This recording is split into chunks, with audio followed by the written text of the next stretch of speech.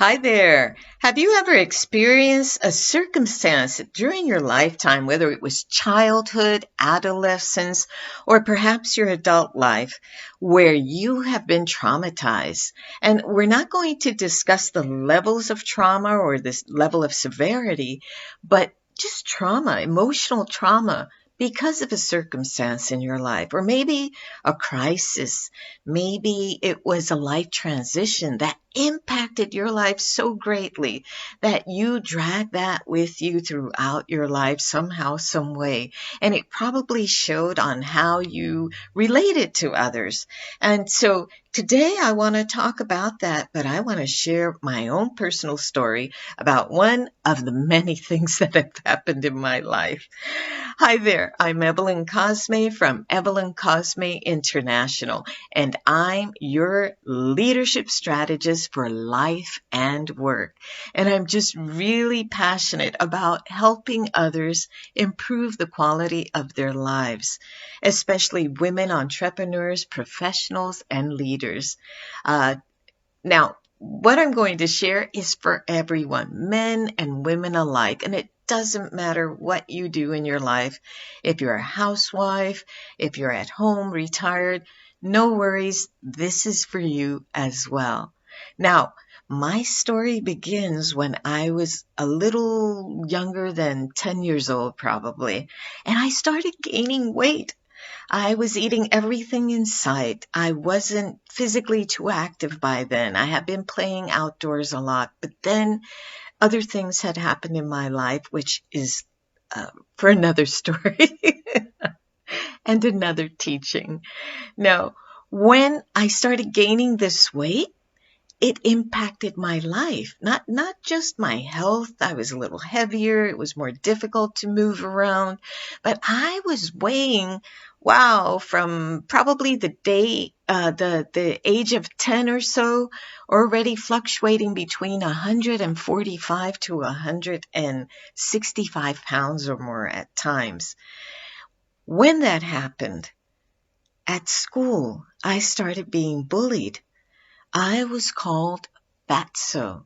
And I did have friends, thankfully, and they helped me through that time and other times because friends are amazing.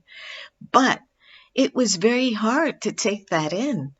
And even in my community, I was called fatso. And I didn't know at that time how to set boundaries. I didn't say anything about it because I was so embarrassed about it. I felt I wasn't enough. I wasn't good enough. I wasn't pretty enough, etc. And it came to a point where it was really damaging my self-esteem and how I interacted with others. And like I mentioned, I had great friends. I was able to connect with people in ways that were amazing and to have lifelong friendship with many people from then all the way up to now. However, there came a point where I got tired of it. I didn't want to have to deal with that anymore. I didn't look good. I didn't like looking at myself in the mirror. It was so hard to buy clothes. Imagine at 10 at that age, such pretty clothes for little girls, and I had to use clothes that looked like that were for women. That were for women. Uh, Very different colors and textures and shapes in the clothing. Or my parents had to sacrifice at that time to buy things for me at specialty shops for chubby little girls, you know. And although the quality of the clothes was very nice, it was still so cut and dry and boxy looking. So I never really felt well, never really felt pretty, like I said, or attractive in any way. And of course, being called fatso, fatso, fatso, fatso instead of your name, that was a huge thing. Now, there came the moment, though, that I decided to do something about it. I was a little older, and I was always an avid reader. And I started reading about different things for weight loss and wellness and health and all sorts of different topics. When I went to the library, I'd come home with loads of books besides novels and other things I was interested in. But I started practicing yoga, and practicing yoga helped me to learn to breathe better. It helped me to focus better and just overall wellness and not necessarily for spiritual aspects of what yoga might entail. But at that time, I was looking for wellness. So I start slimming down. And you see, what happened was I started taking action. And a lot of people are confused with the word and the term, the concept of motivation. And motivation is wonderful, and it keeps your momentum going, because motivation, it is definitely movement. But what does it mean? Does it spark up on itself? Do you pray for it? How do you get motivated? And let me tell you the key, and let me tell you what really works to get it working and to keep it going. And the word is action. Taking action. That's all there is to it. If you have a goal, if you have a dream, if you have a desire, a burning desire for something, to achieve something, whether it's for your personal life or for your work, for whatever it may be, action is key. And the way it begins is being clear, one, with what it is that you want, and two, having a plan. That's so important, and it really does help. Three, the other thing is taking action based on your plan and your desire. Now, there's strategies that you can learn for that, and those are strategies that I teach lots of women, lots of people that I've worked with throughout my career. And that's why I developed this method that's been so successful to help people achieve their dreams and their goals and the desires of their heart. Whether it's as simple as dominating that difficult recipe, for instance. It could be anything in your life. If you really want it, there are ways to learn how to create that wonderful life that you want. And it doesn't mean that everything's going to be perfect, hunky-dory. No, it doesn't mean that.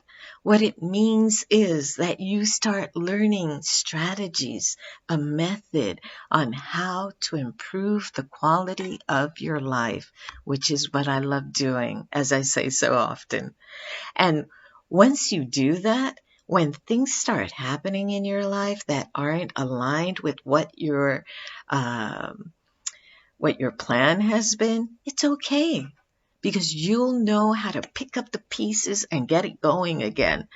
And what I want to say to you is be tuned, because in April I'll be teaching a short course on how to do just this. And it's going to help you start strategizing for your life or your work. It'll be very affordable, so don't worry about that. I just want people to come and learn, because you know what? You don't have to be a CEO of a company. You don't have to be a professional. You don't have to be a philanthropic leader or of a cause, religion or a religious leader at that. You are, however, and please take this seriously, you are the executive director of your life. And thinking about that, let's strategize so that your life is magnificent, is full of joy, that you feel that you are worthy of love, of being loved and giving love, that you are enough, that you have what it takes to be successful, and not just to be successful, but to sustain it and renew it, no matter how many times you drop, no matter how many times things crumble around you, you can do it. So let's just do it. Reach out to me. I'll post below how you can connect with me, and I'll be happy to talk to you and maybe give you a tip or perhaps help you change and have a new perspective on something that's keeping you up at night, like so many of us at this time, critical times, uncertain times. There's no need for that. There's help. And if it's not me, there are so many other people who have their heart in the right place as well. Now, as I always sign off, much self-love, a lot of it, compassion and benevolence, because you deserve it, I deserve it, and everyone around us deserves it too. Keep the peace. Bye. Much love.